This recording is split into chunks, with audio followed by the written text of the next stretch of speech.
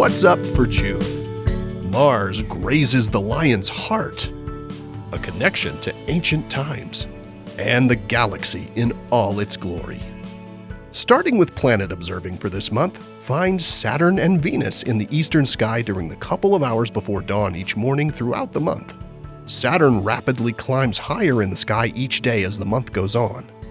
You'll find the third quarter moon next to Saturn on the 19th and a crescent moon next to Venus on the 22nd. Mercury pops up toward the end of the month.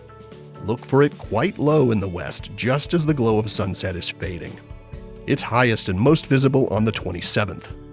Mars is still visible in the couple of hours after sunset toward the west, though it's noticeably fainter than it was in early May. Over several days in mid-June, Mars passes quite close to Regulus, the bright star at the heart of the constellation Leo, the Lion. Have a peek on the 16th and 17th with binoculars or a small telescope to see them as close as the width of the full moon. June means that Milky Way core season is here. This is the time of year when the Milky Way is visible as a faint band of hazy light arching across the sky all night. You just need to be under dark skies away from bright city lights to see it. What you're looking at is the bright central core of our home galaxy seen edge-on from our position within the galaxy's disk. Long exposure photos make the Milky Way's bright stars and dark dust clouds even clearer. And while our eyes see it in visible light, NASA telescopes observe the galaxy across the spectrum, peering through dust to help us better understand our origins.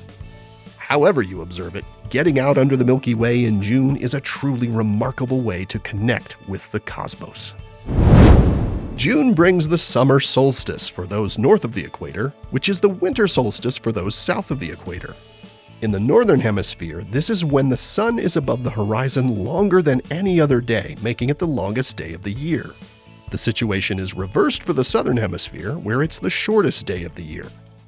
Earth's tilted rotation is the culprit. The tilt is always in the same direction, with the North Pole always pointing toward Polaris, the North Star.